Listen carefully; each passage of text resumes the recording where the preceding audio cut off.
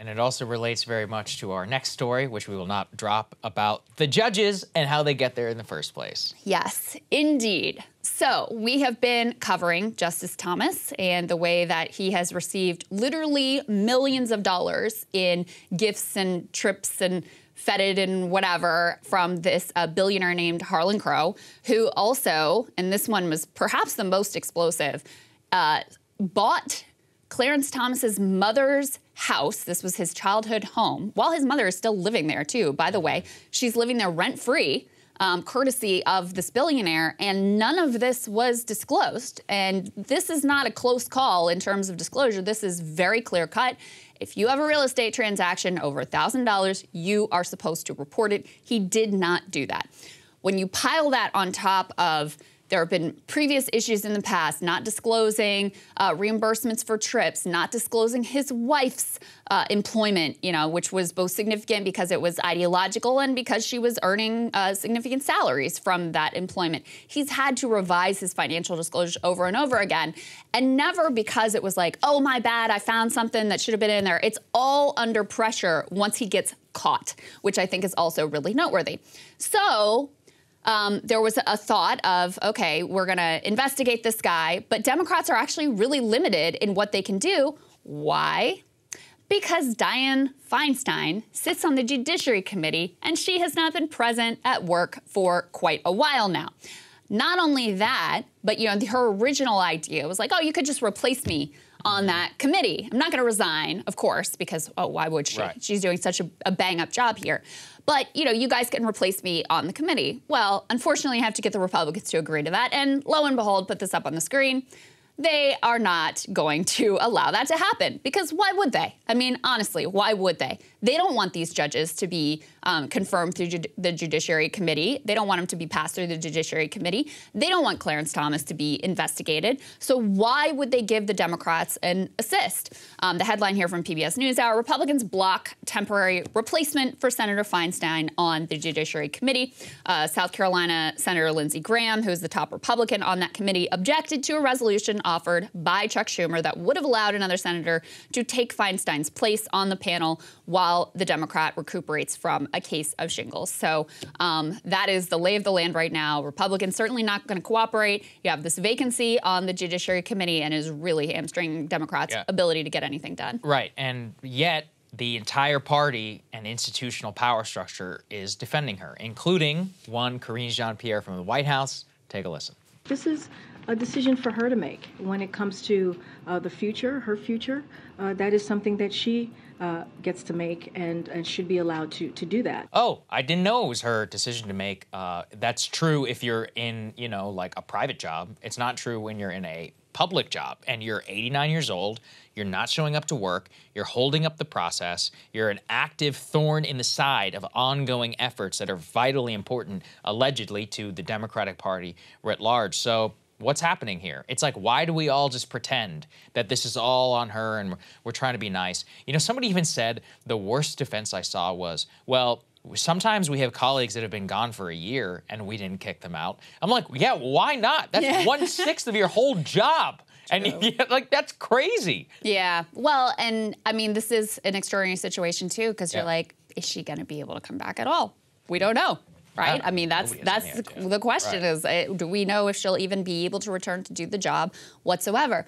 The other thing I can't help but think of, listening to Juan JeanPierre there, is, can you imagine the Republicans allowing something like this to happen and hamstring their ability to push judges through?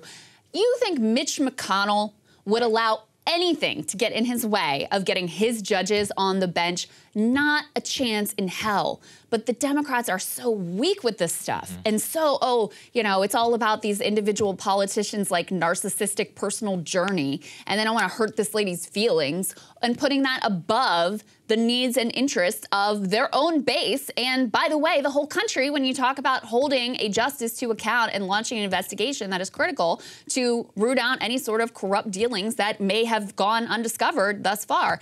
To give you the details on that part, put this next piece up on the screen here in terms of why Feinstein's absence is a problem in terms of any sort of Clarence Thomas investigation.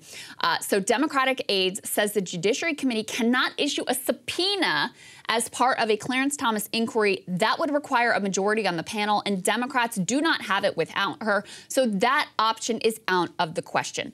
So they are talking about launching some sort of an inquiry, but in terms of actually issuing a subpoena to get Justice Thomas or anyone else for that, Harlan Crow or anyone else for that matter, to testify, you need Dianne Feinstein. Right. So how effective and how much teeth is your little inquiry going to have if you can't even compel people to come and testify to what happened and what they know about this? So it's a real issue here. Yeah, it's just such a joke all the way around. And actually, you found this, Krystal. Even the media is beginning to report about how, quote, countless Democratic senators actually agree. This comes from Representative Dean Phillips of Minnesota, who is a Democrat, speaking on NBC News last night. Let's take a listen. But this is not about us. This is about our country. And we have a crisis of honesty in Congress. I think that's fair to say. And I'm tired of serving with people who say one thing privately and refuse to say the same thing publicly. If you took a survey of those in the Congress, both the House and Senate, on this subject, I know what the results would be, and my colleagues know.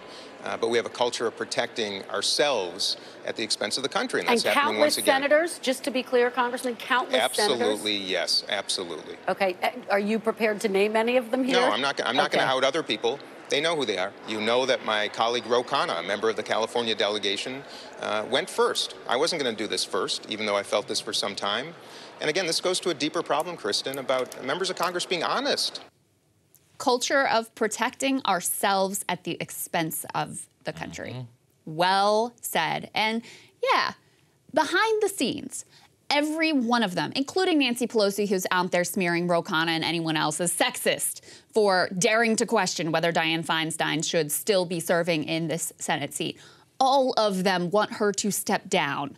They just don't want to say it publicly. So yeah, I mean, that's what Congressman Khanna told us when he was here. He was like, yeah, behind the scenes, they're all like, thank you, we agree, et cetera. It's like, okay, well, come out and say it then. Say it then. Come out and say it. There's one way that you could change the dynamics here. If you had overwhelming pressure from the Democratic caucus, there is a chance you would actually step down. But instead, they're all too cowardly. You're totally right. It's a complete disgrace, this entire situation. It's one of those clear situations where everybody knows what's going on and nobody's saying it. And that is what makes Americans feel crazy about how different and special that these people apparently are when they're supposed to be representing us. It's just a bunch of liars, too. They are I mean, liars. that's it as well. They're disgusting. And this cover-up has been going on for years now at this point. Hey guys, ready or not, 2024 is fully upon us now, and Saagar and I have been brainstorming ways that we can really up our game for this critical election. Yeah, we rely on our premium subs to expand our coverage, to add staff, to upgrade the studio. We just want to give you the best independent coverage of this election, which is possible. So if you can help us out, become a premium subscriber today, breakingpoints.com, or the link is down here in the description video. It really means the world to us, and if you like what we're all about, this is the best possible way to keep us 100% independent, working only for you.